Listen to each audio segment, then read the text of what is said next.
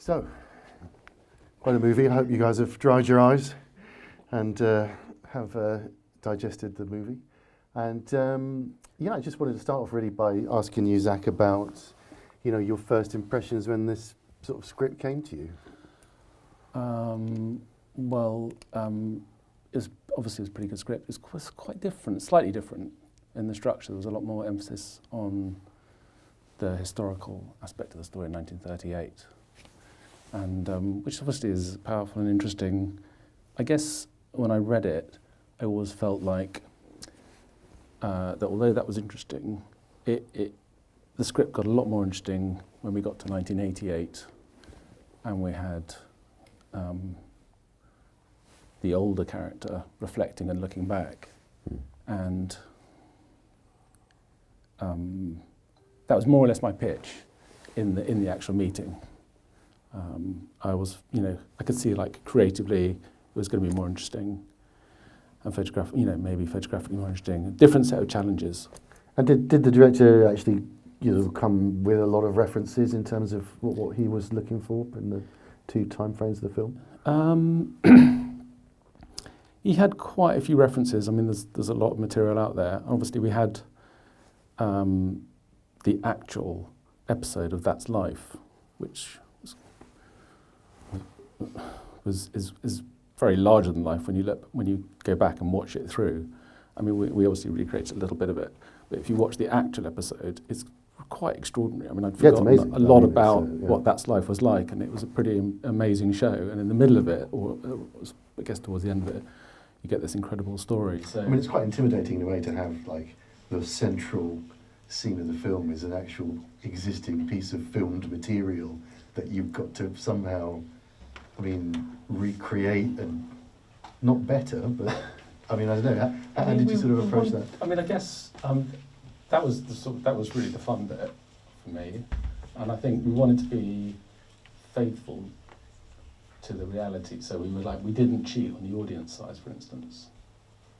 And I think, maybe another production might have scaled it up a bit. But we really tried to stick to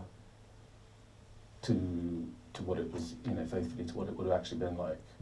And it was a lot of fun to shoot, and it was quite extraordinarily grey as well. When I could, watched it, and you walked onto our set, and wow, this is the greyest set I've ever been on in my life, and it's kind of wonderful, with a little bit of pink gel, through the glass backing. But yeah, that was fun. That was fun to do, and we got our friend Little John Evans to come and operate the camera in Vision, the one over her shoulder, and we got the guys with their sort of period cameras, which we've worked with before. So was that Dickey and Golden Age TV? Yeah. And then, they've taken all the guts out. Sadly, all the guts are gone. It'd be lovely if they still had the original guts in them, those cameras, but they've shoved other cameras in them, and a little monitor inside. So just to talk a little bit about the, obviously there's two specific kind of time periods in the film. Yeah. How did you kind of go about making those their own, visual thing? I mean, it was quite a big discussion right from the very beginning as how to approach it. And I guess, like I'm sure you've had this conversation loads of times. Whenever a flashback comes up, black and white. Wow. Yeah, shoot it black and white. How do you approach it? And you don't. I suppose the trap you might fall into is that you end up with two very different looks. Yes, and it doesn't feel like that. And it's not like you lose the sense of like a whole film and the look across the whole film. So whatever it was, we wanted to be subtle, and also the actual script. There's quite a lot in the script that drives the look of those separate sections, because all the sort of action and activity obviously is in 1938, and so it seemed like an obvious decision to make that handheld, and also to we wanted to discover what was happening through the eyes of the character. And so try and be, in the action, arriving with him, not sort of there. That's sort of quite subjective. So you're not in the room and he walks through the door, you come through the door with him, or you're in the car with him and you're doing the journeys and the story's unfolding in front of the camera as the actor's discovering it. Whereas in 1988, is more reflective, obviously, and much more a sort of observational portrait. And the house location became very important, and we were super fortunate that we'd found this wonderful house that fitted the character. I think it was quite similar to his circumstances. It was in Mill Hill, and it was perfect for shooting in because it was just one lateral space and it had these lovely views through corridors to the kitchen or to the living room, and then the big windows out to the garden. So it was a lovely location to shoot in, and it just suited that sort of style of filmmaking, slightly more composed spaces with the character moving through them and just reflecting on his life. Yeah. Also interesting because obviously Johnny and Anthony Hopkins are never in the same place. Did they have some overlaps that they could? Because he does. It's an interesting relationship between the two performances. I mean, it's quite convincing. I think. Johnny visited set one day, didn't he, to see Anthony, and he was very nervous. Yeah, he was. Trying to follow that performance, but so Anthony was shot first. Yes. And then yeah. And Johnny just came to visit the set and just to sort of see if he could find any sort of like clues to take with. So the little touch of the glasses that he does, he saw that Anthony was doing that and sort of carried that on into his performance. I mean, it had to be that way around. It couldn't. I don't think. Yeah. It would never have worked the other way around, just for that reason. Well, there'd be no point. Yeah. Yeah. I mean, you've got Anthony Hopkins is so amazing in that role, and he what he does is so. It's hard to define, but it is really impactful and powerful. And Johnny, he did do a really good job of. Did a great job. Yeah. I mean, so they're almost like two different performances in some way in the same person, but at very different points in their life. Yeah. But what Tony did was like very, very small, but you get so much from it. Just like he takes an imperial mint out of a jar, and there's just so much going on in that tiny little moment. I heard a little chuckle from just a tiny thing like that, that you get so much from his performance.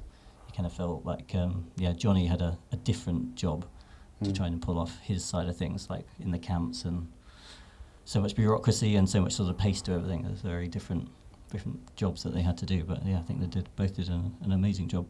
Yeah. And in terms of the way that the two of you worked with James, was that you want to talk a little bit about how the kind of camera side of things was developed through the shooting in terms of? Yeah, I mean, James is very experienced and very well prepped. Yeah, he's been directing a long time for all sorts of stuff, for all sorts of budgets. He's and he knows his stuff, and he knows enough to guide you, and then enough to sort of, I'm going to let you get on with your stuff, and I'm going to carry on with my stuff. And we used the Artemis phone app, and he would have it on his phone as well. So you'd say, I've got this shot, have a look at that, and he'd say, oh, do you mind? Can I just take that for a moment? And you go, yeah, of course. And he'd have a look over his shoulder, and he would sort of mutter what it is that he's looking for. And I go, okay, I get what you want, and then he would go off and do what he needs to do, and we'd set something up. And I mean, also to say this was a whole film shot in, 31 days, in 2 countries, in 2 time periods. It was pretty quick. There wasn't a lot of take 2. There wasn't a lot of, and there's coverage as well. It didn't all play out in one shot. There is, we had quite a lot of shots. Plus, we shot stuff that's not even in there. So yeah, there's some quite big sequences that aren't in the film. Yeah. So such as? There's a sort of aeroplane sequence. There is a bit of aeroplane in the film, but there was a whole that was extended, and we shot some train stuff in the UK that various things, but fairly chunky things. I think it was quite slightly long, the script, possibly. Yeah, and I think, but I mean, just going back to James, can't really sing his praises enough. Really, he was such a great director to work for. I think for being on top of everything and the stress of trying to get that film out, and all the performances in the budget and the time that we had, it never really showed. He was on top of everything. But we had photographed nearly everything before we started shooting, so we had shot it. So we had quite a good plan, and he would give us a crib sheet every day. Right, and he kind of stuck to that. And we did stick to it. Yeah. I mean, he adapted, but we were we did pretty stick to it. Good. Well, I know we've got a microphone for questions from the audience, and I'd love to, just Audrey, we've got one right in the front, actually. If you guys would like to. First of all, congratulations on the most extraordinary piece of work, which I very, very much hope will be seen by as wide an audience as is possible. It's good to see the BBC might put it on, on the air. IMDb was a little bit sparse on details as far as cameras and lenses were concerned. I'm guessing Alexa might have been involved here. Yeah. And the lenses might have been Panavision, but we had the signature primes, Arri's signature primes, and two ALFs, mini ALFs, and a little bit of diffusion as well. Thank you. All right. It's up on the back there.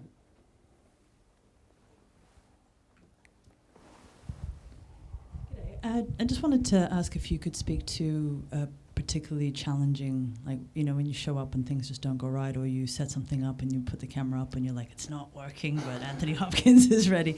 And how you manage that on the day as well, if you're allowed to speak on it. That is. Yeah, no, I mean that is a good question. That's the big challenge that we face every day. Yeah, but I think this job was bizarrely almost the exact opposite. It was like amazing things happened, in a single take that you would never, you would try and choreograph for hours, and it somehow, the Slonic boys waving goodbye to each other out the window of the car. I was like crammed in the back of the car, nowhere to really pan or do anything.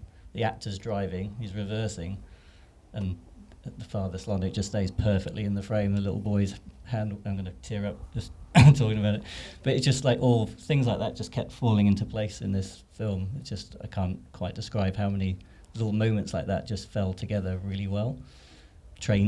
Actual trains stopping with a German guard bang outside the window. It's like, you could try it all day and it would just never work. And things like that, we were very lucky. Yeah, I mean, there were quite big sequences, in the station, and a lot of extras and a lot of kids. And And the kids are having a great time, and they weren't meant to be. Stop smiling themselves too much.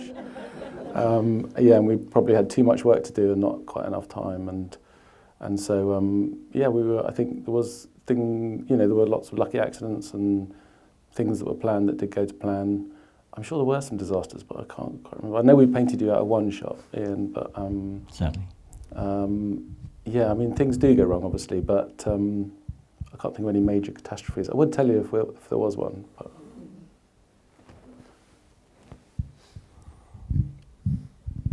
This isn't a question about photography, so I hope it's allowed. But I wonder whether you could say something about the role of Barbara Winton in actually putting the film together. Consultant is a problem here because she actually knew a lot about what had happened. Well, it was her book. It was based on her book. Yes. And so she was involved in the early stages. She sadly passed away during the filming. But she had been quite involved, heavily involved in and the writers had spent time with her, and quite a long time with her, I think, going through the story. So so a lot of their inspiration came from not just from the book, but also just from being with her, spending time with her, and conversations with her. There's also, the other thing is also there's quite a lot of living testimony as well. There's quite a lot of recordings of the people and their stories, which are quite extraordinary to watch, actually, as well, just in themselves.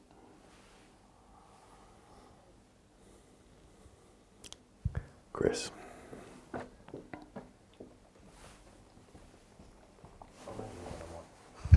Finally got a microphone. I just wondered, could you talk a little bit about the prep relationship that you guys had together, isolated from James, and how that was rolled into the lighting of the film. So, how you partner up, basically.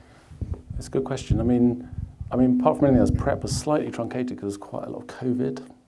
So I got COVID. James got COVID. James had COVID twice. The sound recorders gave me COVID on one of the tech scouts.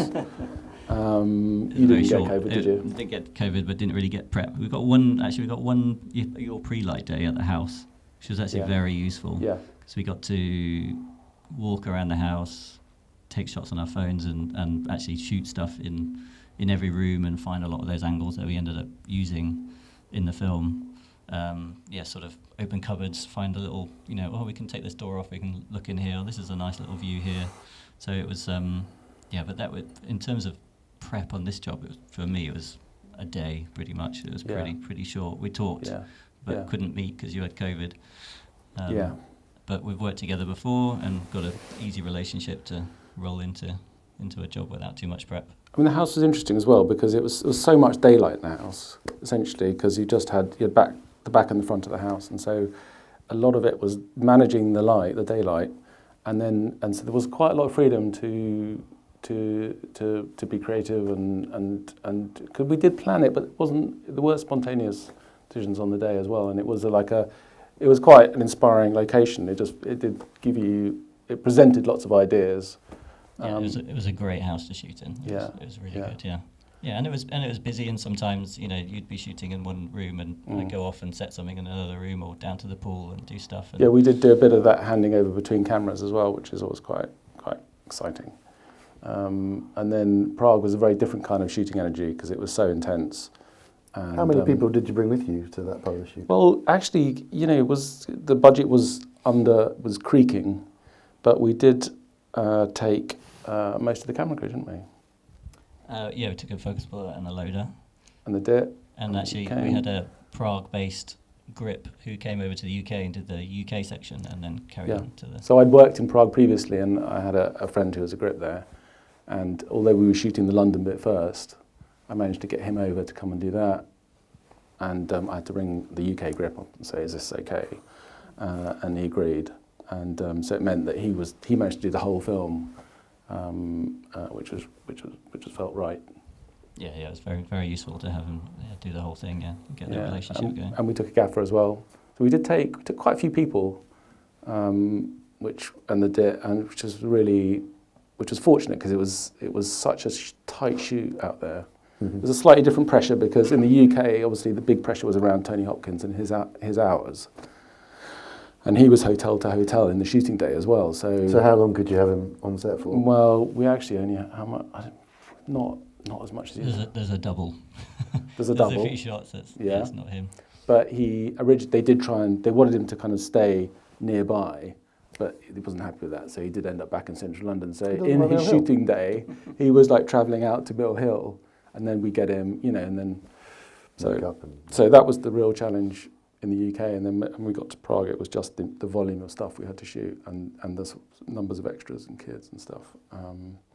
So there's quite a few sweaty moments of running around trying to get it all done.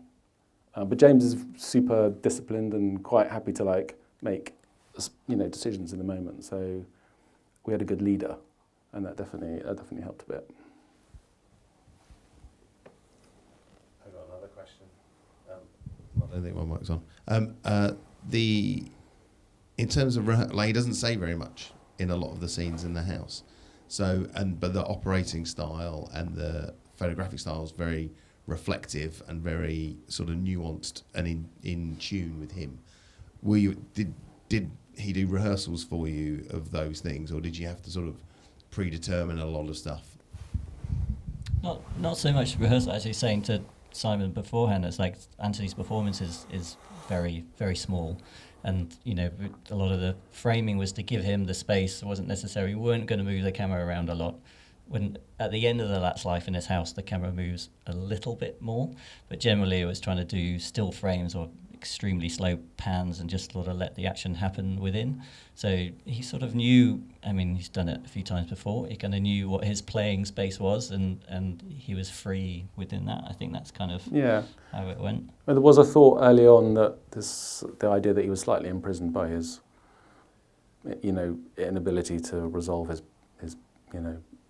past, and so that was like a sort of little creative idea that we had to begin with in his story. Yeah, as it well. was So pretty which much played sort of into like, the static you know, frames and the. Tony's going to sit here and he's going to, you know, that it's kind of was what it was. You know, he didn't sort of say, no, I wouldn't do that, or, you know, I think, you know, James and him had enough conversations beforehand that it all seemed to land very well. You know.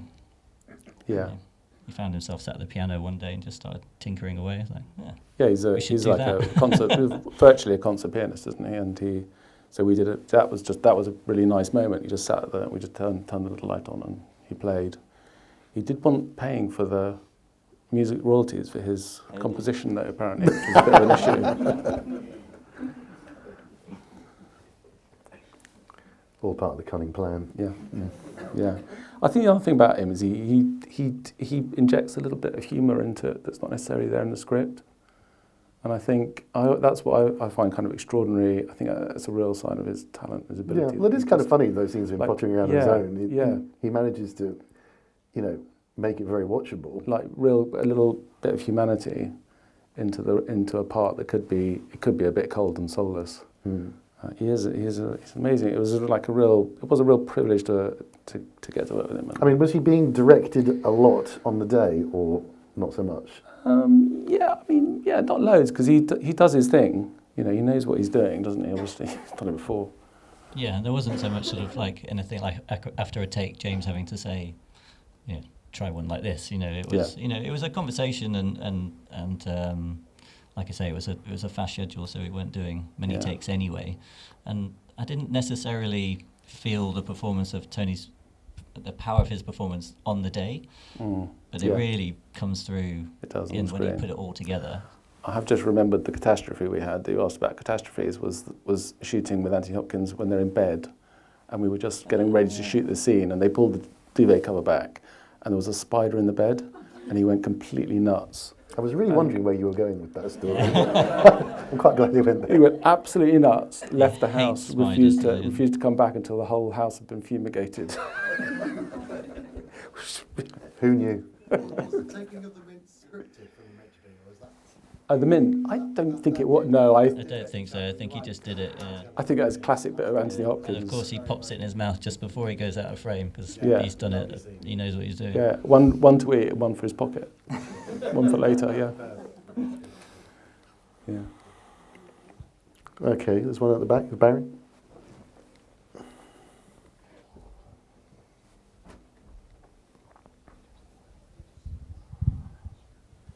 Right, well, apart from it should be required viewing for some people in government at the moment. I think it was interesting what you said about a lot of it seemed to be unscripted, and Anthony Hopkins' reaction. But I particularly liked the bits which didn't seem like it was choreographed, where the newspaper editor comes to the door and then you see what a big mistake he's made. I mean, that seemed to me, when you see him outside waving and Anthony Hopkins walks away, was that typical of how, because it looked to me like it was just one take. I think that was just another great example of things just falling together really well. We knew what was going to happen. And I think the scripted dialogue, whether they changed it ever so slightly or not, I don't know. But Tony was going to walk off to the kitchen, and Lena was going to go to the phone. But it just landed perfectly. Just shut the door, the pan. He goes off. You see the reporter outside the window going down. Lena comes in. Just landed perfectly, like one take. If we did another one, I'd be amazed. Yeah. Great work. Lucky. Anybody else? No? Just down here.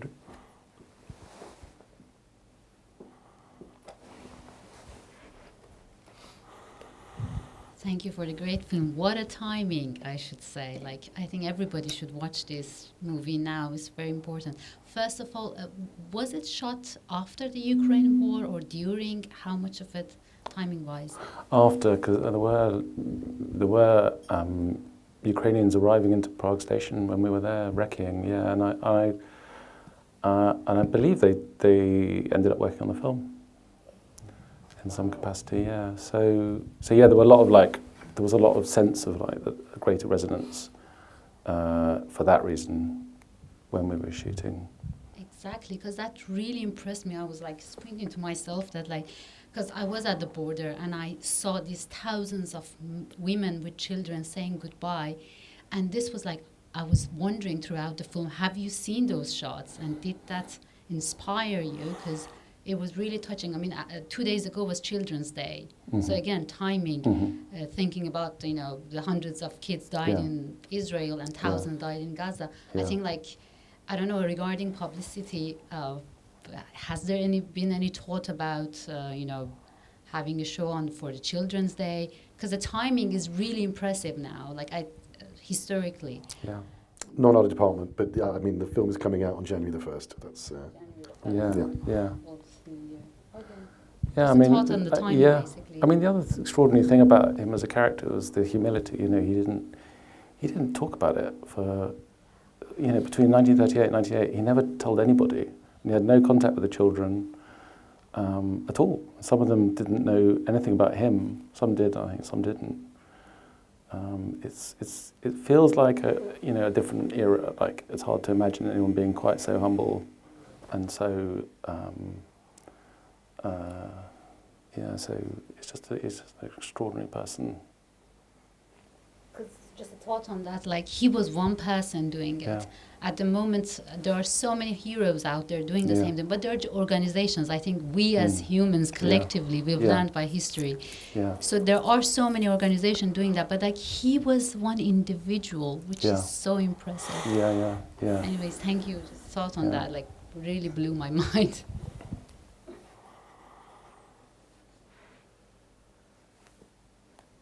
Anybody? Any last question? One last question. I just want to say great cinematography, lighting and thank you. operating, because to me it was totally unnoticeable. I got swept up in the film and the performances, and I didn't even notice your work, which was superb anyway, so well done. Thank you. Okay, well, if no other questions, I'm just going to end tonight by reading you an extract. It's funny enough, you might sort of resonates from what you just said, from the review of the film that was in the Evening Standard. I don't know if you read that. Hamish McBain really liked the film. He really liked it. The title of his review is, "If you don't cry at this beautiful tribute, you need medical help." And he ended the review with these words: "It is unquestionably Hopkins's film. And of course, it's also one that, with all that is happening in Israel and Palestine, now has added resonance. A reminder that, as leaders of regimes launch threats and missiles at each other, it is innocent people, and often innocent and very young people, that will pay the price. One can only pray that there are more Nicholas Wintons in the world right now, desperately doing anything they can to get them to safety, performing similar acts of madness/kindness that the world probably won't know about for a long time, and hope that when their stories are discovered, that films as beautiful as this one are made about them." So thank you very much for this lovely film.